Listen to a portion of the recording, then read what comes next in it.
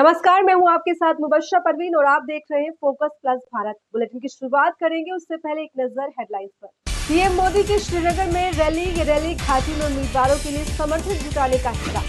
राहुल गांधी किस जाति के हैं, असली वंशावली की जांच होनी चाहिए। बीजेपी विधायक के बयान पर एफआईआर। हनुमान जी के सामने केजरीवाल की पेशी। पूर्व मुख्यमंत्री मनीष सिसोदिया, राज्यसभा सांसद संजय सिंह समेत अन्य आप नेताओं ने भी बाबा के दरबार में टेका माथा।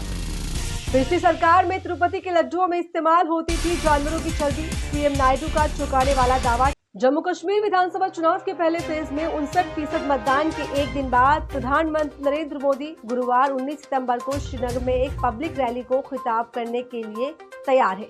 ये रैली घाटी में अपने उम्मीदवारों के लिए समर्थन जुटाने के भाजपा के अभियान का एक हिस्सा है, जहां पार्टी ने पहले कभी कोई सीट नहीं जीती।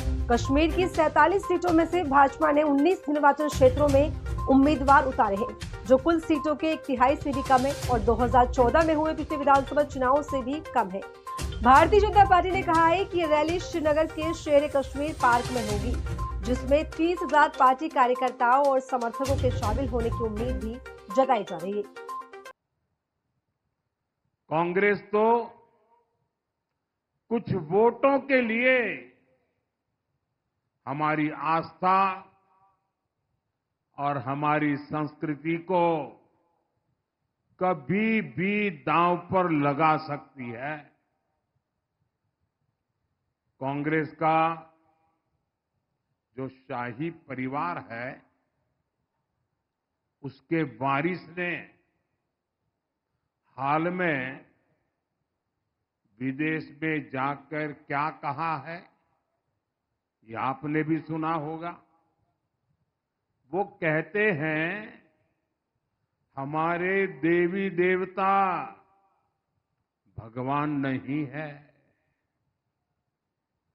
हिंदू धर्म में गांव-गांव में देवियों को, देवताओं को पूजने की परंपरा है।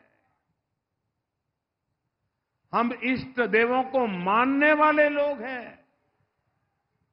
और ये कांग्रेस वाले कहते हैं कि देवता भगवान नहीं होते। क्या आप उनकी बातों से सहमत हैं? आप सहमत हैं? क्या ये हमारे देवताओं का अपमान है कि नहीं है? और ऐसा अपमान करने वालों को सजा मिलनी चाहिए कि नहीं मिलनी चाहिए? सजा देंगे, जी भर के सजा देंगे। कांग्रेस के लोग ऐसी बातें भूल चूक से नहीं बोलते हैं। ये सोची समझी चाल है। ये एक नक्सली सोच है। ये दूसरे धर्मों और दूसरे देशों से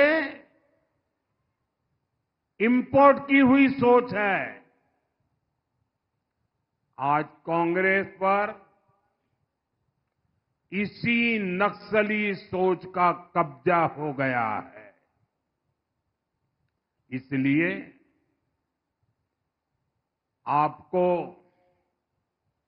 इन लोगों से सावधान रहना बहुत जरूरी है।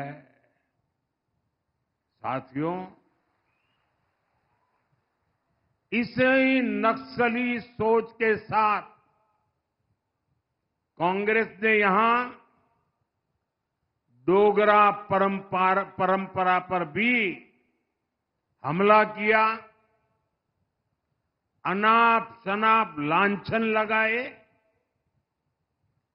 कांग्रेस का शाही परिवार देश का सबसे भ्रष्ट परिवार है। ये परिवार भारत में भ्रष्टाचार की कुरीति का जन्मदाता भी है और पोषक भी है। और इनकी हिम्मत देखिए, ये डोगरों की धरती पर आकर यहां के राज परिवार को भ्रष्ट कहते हैं। कांग्रेस के नेता ने डोगरा विरासत पर ये हमला जानबूझकर किया है। ये मोहब्बत की दुकान के नाम पर नफरत का सामान बेचने की उनकी पुरानी नीति है। इनको वोट बैंक के अलावा कुछ नहीं दिखता है। इसलिए इन्होंने सालों साल तक जम्मू और कश्मीर के बीच खाई को गहरा किया।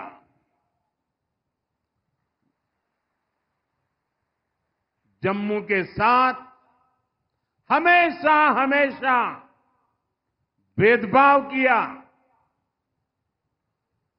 जबकि बीजेपी ने महाराजा हरि सिंह के जन्म दिवस पर छुट्टी घोषित कर इस महान विरासत को सम्मान दिया है। हमने जम्मू कर्नाटक पुलिस ने बुधवार को भारतीय जनता पार्टी विधायक बासनगौड़ा पाटिल यत्नाम के खिलाफ लोकसभा में नेता प्रतिपक्ष राहुल गांधी के खिलाफ अपमानजनक टिप्पणी करने को लेकर एफआईआर दर्ज की है। कांग्रेस नेता द्वारा विधायक यत्नाम के खिलाफ भारतीय न्याय संहिता की धारा 192, 196, 352 2 के तहत शिकायत दर्ज कराने के बाद पुलिस ने एफआईआर दर्ज कराई। ये शिकायत महासचिव एक मनोहर ने बुधवार को हाईग्राउंड थाने में कराई थी। शिकायतकर्ता ने पुलिस से विधायक यत्नाम को गिरफ्तार करने का आग्रह किया। मनोहर ने अपनी शिकायत में कहा है कि मीडिया से बात करते हुए विधायक यत्नाम ने पूछा था कि राहुल गांधी किस जाति के हैं, क्या उनका जन्म मुस्लिम में हुआ है या ईसाई से, या हिंदू या ब्राह्मण से, उनके माता पिता अलग धर्मों से, उनकी माँ इटली से है और उनके पिता मुगल है। मनोहर ने कहा कि विधायक यत्नाल ने हिंदू, इस्लाम और ईसाई धर्मों का जिक्र करके राहुल गांधी और उनके परिवार की उत्पत्ति को अपमानित किया है।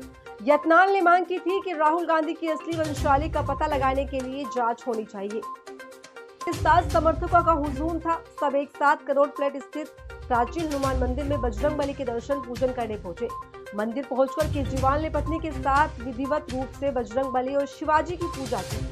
मंदिर के पुजारी ने उन्हें एक गदा देकर चुन्नी उड़ाई। शराब नीति केस में जमानत मिलने के बाद मनीष सिसोदिया और संजय सिंह ने भी इसी हनुमान मंदिर में बजरंगबली की पूजा की थी।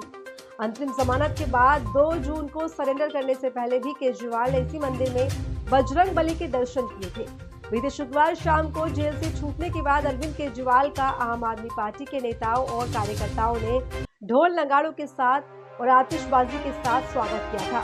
ये मंदिर केवल दिल्ली ही नहीं बल्कि देश विदेश में भी काफी प्रसिद्ध है।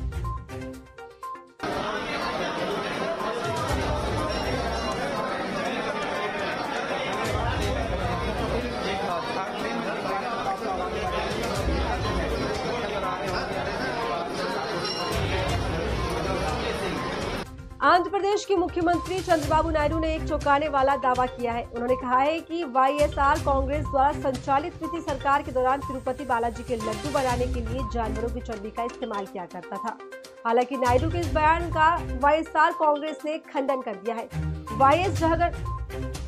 वाईएस जगन मोहन रेड्डी के नेतृत्व वाली पार्टी ने नायडू के इस आरोप को दुर्भाग्यपूर्ण बताया। एनडीए विधायक दल की बैठक को संबोधित करने के दौरान बुधवार को सीएम नायडू ने कहा कि जगन रेड्डी सरकार के कार्यकाल में तिरुपति में श्री वेंकटेश्वर मंदिर द्वारा लड्डू बनाने के लिए जानवरों की चर्बी का इस्तेमाल किया गया था। मंदिर का प्रबंधन तिरुमला तिरुपति देवस्थानम टीडीपी द्वारा किया जाता है।